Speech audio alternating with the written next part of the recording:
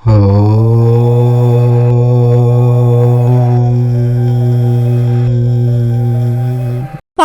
చెప్తుంది, ఈ 4 వస్తువులు అమ్మేవారు నాశనమవుతారు అని. మనిషి ఈ 4 వస్తువులు అమ్మటం వల్ల జీవితాంతం నరకం అనుభవిస్తాడని, నష్టాలను ఎదుర్కొంటాడని పావురం చెప్తుంది. మరి మనిషి తన జీవితంలో కష్టాలను అనుభవించకుండా ఉండడానికి ఏ 4 వస్తువులు అమ్మకూడదో ఈ వీడియోలో తెలుసుకుందాము. అలాగే మనిషి ఏ కర్మ చేయటం వల్ల మహాపాపం చుట్టుకుంటుందో, ఏ కాలంలో మనుషులు శుభకార్యాలు చేయకూడదో, వీటన్నిటికీ సమాధానాలు ఈ వీడియోలో ఒక కథ రూపంలో తెలుసుకుందాం. ఈ కథలో చెప్పిన ప్రతి మాట మనిషి జీవితానికి విలువను పెంచుతాయి. మరి ఆ కథ ఏమిటో ఇప్పుడు మనం ఈ వీడియోలో తెలుసుకుందాము. ఎక్కడా స్కిప్ చేయకుండా పూర్తిగా చూడండి. అలాగే ఫ్రెండ్స్, మా వీడియో నచ్చితే లైక్ చేసి షేర్ చేయండి. మా ఛానల్ని సబ్స్క్రైబ్ చేసుకొని మాకు సపోర్ట్ చేయండి. ఇక కథలోనికి వస్తే, ప్రాచీన కాలంలో ఒక రాజమహల్లో ఒక మూలన 2 పావురాలు నివసిస్తూ ఉండేవి. ఆ జంట పావురాలు 2 కూడా రాజమహల్లోనే ఒక మూలన తన గూటిని నిర్మించుకున్నాయి. వాటిల్లో దాని గుడ్లను పెట్టింది. ఒకరోజు రాజుగారి దృష్టి ఆ గూడిపై పడింది. రాజుగారు తన నౌకరులను పిలిచి ఈ గూడును బయట పడేయమని చెప్పారు. ఆ గూడు ఇక్కడ ఉండటం ఏమీ బాగోలేదు, అందువలన ఈ గూడును తీసుకుని వెళ్ళి బయటపడేయండి అని తన మనుషులకు చెప్పాడు. ఆ గూడు ఇంట్లో ఉండటం అనేది నచ్చకపోవచ్చు, కానీ అది ఆ పక్షులకు ఎంతో ముఖ్యము. ఎందుకంటే అదే వాటి ఇల్లు. మన జీవితంలో ఎప్పుడూ కూడా ఈ విషయంపై ధ్యాస పెట్టాలి. మనం తీసుకునే నిర్ణయము ఎదుట వాళ్ళ సంతోషాన్ని బాధగా మార్చకూడదు.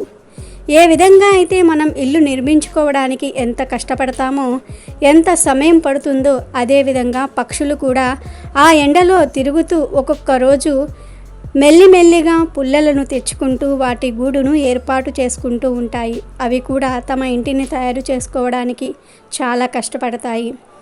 ఎదుటి వాళ్ళ కష్టాన్ని మనం ఒక్క నిమిషంలో నాశనం చేయటం సరికాదు. రాజుగారికి తెలుసు ఆ గూట్లో పావురాల యొక్క గుడ్లు కూడా ఉన్నాయి అని. రాజుగారు తన నౌకరులతో ఆ గూడును తీయించి బయటపడేయించారు. సాయంత్రం అయ్యేసరికి పావురాలు 2 కూడా తమ గూడు ఉండే ప్రదేశానికి వచ్చాయి. అక్కడ వాటి గూడు ఇంకా గుడ్లు కూడా కనిపించలేదు. ఆ 2 పావురాలు కూడా చాలా కంగారు పడ్డాయి. వాటి గుడ్ల కోసము అటు ఇటు తిరుగుతూనే ఉన్నాయి. కొంతసేపు తిరిగిన తర్వాత బయట చెత్త కుప్పలో పడి ఉన్న వాటి గుడ్లను చూశాయి. ఒక గుడ్డు బయటకు వచ్చి పగిలిపోయి ఉంది. అది చూసి 2 పావురాలు కూడా ఏడుస్తున్నాయి. ఈ దుష్టరాజు నా గూటితో సహా నా పిల్లలను నాశనం చేశాడు. పరమేశ్వర, ఈ కర్మకు ఫలితాలను వెంటనే ఆ రాజు అనుభవించే విధంగా చేయండి. ఆడపావురం ఏడుస్తూనే ఉంది. మగపావురం తనను ఓదారుస్తూ ఉంది. నువ్వు అధికంగా చింతించకు, నాకు కూడా ఈ గుడ్లు పగిలిపోయాయని చాలా బాధగా ఉంది. నేను నీకు మాట ఇస్తున్నాను, నీ కళ్ళ ముందే ఈ దుష్టరాజును నేను నాశనం చేస్తాను. అప్పుడు ఆడపావురం అంటుంది, నువ్వు ఇవన్నీ కూడా కోపంలో మాట్లాడుతున్నావు. వారిని నాశనం చేసే శక్తి మనకు ఎక్కడ ఉంది? అందువల్లనే ఇటువంటి అసంభవమైన ప్రతిజ్ఞను మీరు చేయకండి. విద్వాంసులు చెప్తూ ఉంటారు, వ్యర్థమైన కోపము, వ్యర్థమైన గొడవ మూర్ఖులు చేసే పని. బుద్ధిమంతులైన పురుషులు వ్యర్థంగా వచ్చే గొడవలను పట్టించుకోకూడదు, వాటిని త్యాగం చేయాలి. అలా చేయటం వలన అనేక రకాలైన అనర్థాలు జరగకుండా వారు రక్షింపబడతారు. చరిత్రహీనులు, దోషులు, గుణాలలో దోషాలను చూసేవారు, దుర్భాషలు మాట్లాడేవారు, కోపం ఎక్కువగా ఉన్న వ్యక్తులపై అనర్థాలు అనేవి వచ్చి వెంటనే వాళ్ళపైనే పడతాయి. అందువలనే మనకన్నా బలవంతులపై గొడవ పడటం మూర్ఖత్వమే అవుతుంది. ఆడపావురం చెప్పిన మాటలు విని మగపావురం అంటుంది, వ్యక్తి ఎలా అయితే ఉన్నాడో వారికి ఆ విధంగానే గుణపాఠాన్ని చెప్పాలి. మేకు ఎంత చిన్నగా ఉంటుంది, అది పెద్ద వాహనాన్ని కూడా ఆపగలుగుతుంది. చిన్న నిప్పు రవ్వ పూర్తి అడవిని అంతా కూడా తగలబెట్టేస్తుంది. చిన్న ప్రాణి కూడా ఎంత పెద్దవారినైనా ఎదుర్కోవచ్చు. నువ్వు ఏ విధంగా అర్థం చేసుకున్నావు? నేను రాజుని ఏమీ చేయలేను అని అనుకుంటున్నావా? నేను ఈ రాజును నాశనం చేయడానికి నా పూర్తి శక్తిని కూడా ఉపయోగిస్తాను. నీకు విశ్వాసం లేకపోయినట్లయితే నేను నీకు ఒక్క మాట చెప్తున్నాను. సూర్య భగవానుడు అంతటి వాడే తన కుమార్తె వివాహం చేయడానికి చాలా కష్టపడ్డాడు. ముందుగా నీకు ఆ కథను చెప్తాను. సూర్య భగవానుడికి ఒక కుమార్తె ఉండేది. ఆమె శనిదేవుని యొక్క సోదరి. తన రూపం చూడడానికి చాలా భయంకరంగా ఉంటుంది. తన ముఖము గుర్రంలాగా ఉంటుంది. ఒక పెద్ద తోక ఉంటుంది. ఎప్పుడూ ఎటువంటి శుభకార్యాలు కూడా తను చేసుకొనివ్వదు. ప్రతి సమయంలోనూ కూడా శుభకార్యాలలో విఘ్నాలను సృష్టిస్తూనే ఉంటుంది. సూర్యదేవుని కుమార్తె యొక్క కురీపి రూపాన్ని చూసి ఎవ్వరూ కూడా తనను వివాహం చేసుకోవటం లేదు. కానీ తండ్రి మాత్రం కూతురికి ఏదో ఒక విధంగా వివాహాన్ని చేయాలి అని చింతలోనే ఉంటున్నాడు. సూర్య భగవానుడు ఆలోచిస్తూ ఉన్నాడు, నేను ఈ కన్యను ఎవరికి ఇచ్చి వివాహాన్ని చేయాలి అని. ప్రతి ఒక్కరూ కూడా నా కుమార్తె రూపాన్ని చూసి నిరాకరిస్తూ ఉన్నారు. ఒకరోజు సూర్యభగవానుడు కుమార్తె సూర్యభగవానుడితో చెప్తుంది, శాస్త్రాలు చెప్తున్నాయి, ధనవంతుడు, విద్వాంసులు, యశస్సులు వీరికే కన్యను ఇవ్వాలి అని. ఎవరైతే తండ్రి ఈ నియమాలను ఆచరిస్తారో వారు స్వర్గానికి వెళ్తారు అని. ఒకవైపు పర్వతాలు, వనాలు, భూమి, రెండవ వైపు వస్త్రాలు, ఆభరణములతో అలంకరింపబడిన ఒక కన్య ఉన్నట్లయితే రెండూ కూడా సమానమే అవుతాయి. అందువలన కన్యాదానాన్ని చేయటం వలన భూదానం యొక్క ఫలితం లభిస్తుంది అని శాస్త్రాలు చెప్తూ ఉన్నాయి. ఎవరైతే పురుషుడు కన్యను, గుర్రమును, ఆవు, నువ్వులను అమ్ముతాడో ఆ వ్యక్తి ఎవరైనా సరే నరకాలను అనుభవిస్తాడు. రెండో విషయం ఏమిటి అంటే కన్యా వివాహం విషయంలో ఎప్పుడూ కూడా ఆలస్యం చేయకూడదు. వివాహయోగం వచ్చిన తర్వాత కూడా ఏ తండ్రి అయితే వివాహం చేయకుండా ఆలోచిస్తూ ఉంటాడో వారు చాలా పెద్ద పాపాన్ని అనుభవించవలసి వస్తుంది. సూర్యదేవుడు అంటున్నాడు, పుత్రి, నేను ఏమి చెయ్యను. నీ భయంకరమైన రూపం ఏదైతే ఉందో దానిని చూసి నిన్ను వివాహం చేసుకోవడానికి ఎవ్వరూ కూడా ఒప్పుకోవటం లేదు. పురుషులు స్త్రీల వివాహం విషయంలో కులాన్ని చూస్తూ ఉంటారు, రూపాన్ని చూస్తారు, వయసును, ధనాన్ని, విద్యను, ఉత్తమ వ్యవహారాలను, సుశీలతను కూడా చూస్తూ ఉంటారు. సూర్యదేవుడు అంటున్నాడు, పుత్రి, నా దగ్గర అన్నీ ఉన్నాయి. నీ లోపల మంచి గుణాలు లేవు. నేనే స్వయంగా చాలా చింతలో ఉన్నాను. నీ వివాహాన్ని ఎవరితో చేయాలి అని నువ్వే చెప్పు. నువ్వు ఎవరిని వివాహం చేసుకోవాలని అనుకుంటున్నావు? ఎవరు నిన్ను వివాహం చేసుకుంటారు అని అడిగాడు. అప్పుడు సూర్యపుత్రిక అంటుంది, తండ్రి, ఈ 7 విషయాలు కూడా మనం పూర్వజన్మలో చేసిన కర్మ వలనే మనకు ప్రాప్తిస్తాయి. మొదటిది భర్త, రెండవది సంతానము, మూడవది ధనము, నాలుగవది సుఖము, ఐదవది ఆయుష్, ఆరవదే రూపము, ఏడవది ప్రేమ. మనం ముందు జన్మలో ఏదైతే కర్మలను చేస్తామో దాని అనుగుణంగానే తర్వాత జన్మలో ఈ ఫలితాలు అనేవి మనకు లభిస్తాయి. కానీ ఆ తండ్రికి అవసరం కదా తన దోషాల నుండి తనను బయటకు తీసుకుని వచ్చి తనకు యోగ్యవంతమైన వరుణ్ణి చూసి వివాహం చేయాలి అని. తనకు పూర్వజన్మ కర్మ అనుసారమే భర్త లభిస్తాడు. సూర్యదేవుడు తన పుత్రికను విశ్వరూపుడికిచ్చి వివాహాన్ని చేస్తాడు.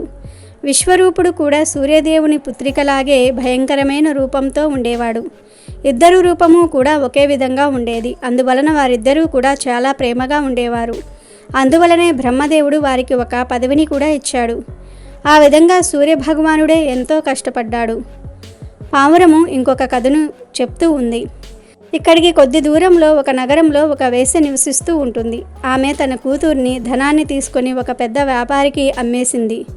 ఆమెకు ఈరోజు వివాహం జరగబోతోంది. నాకు తెలుసు తన కూతుర్ని అమ్మేసి చాలా ధనాన్ని తీసుకుంది. అందువలన నేను ఆ పాపాత్మురాలు దగ్గర నుంచి ఆ ధనాన్ని తీసుకొని వచ్చి ఈ రాజుగారి ఖజానాలో కలిపేస్తాను. ఆ పాపం వల్ల ఈ రాజుగారి యొక్క సమస్తమైన ఖజానాలన్నీ కూడా నష్టపోతాయి. రాజుగారి ఖజానా మొత్తం కూడా పోయిందంటే రాజుగారిని వదిలి సైనికులు, సేవకులు లేకపోయినట్లయితే రాజు శక్తిహీనుడు అయిపోతాడు. సమయం చూసుకొని శత్రువులు తన రాజ్యంపై దాడి చేస్తారు. ఏ విధంగా అయితే ఈ రాజు మన ఇంటిని, మన గుడ్లను బయటపడేశాడో అదేవిధంగా తన ఇల్లు కూడా తన నుండి వెళ్ళిపోతుంది. తన సంతోషం మొత్తం కూడా నాశనం అయిపోతుంది. స్త్రీని అమ్మటం, స్త్రీ హత్య చేయటం మహా పెద్ద పాపాలలోనికి వస్తాయి.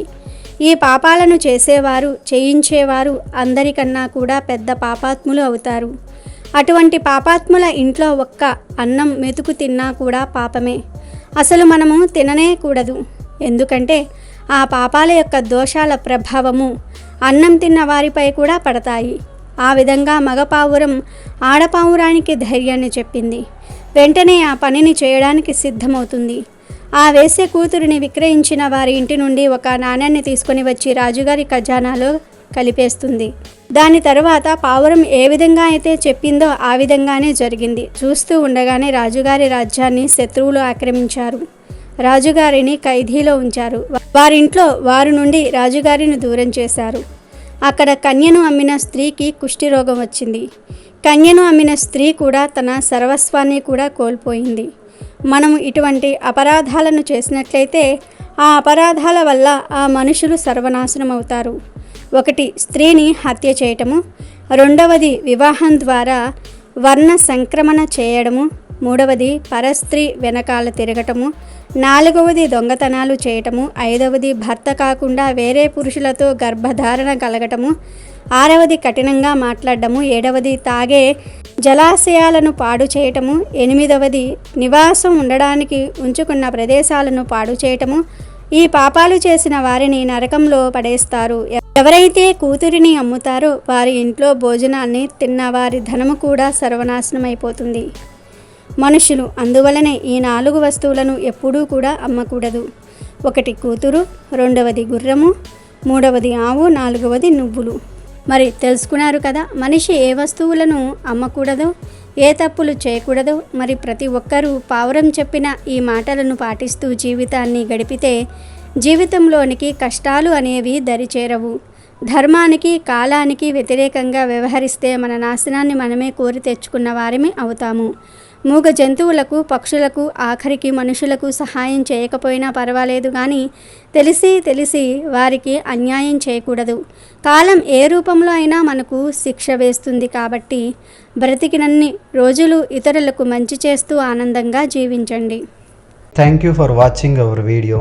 Please do subscribe and like the video.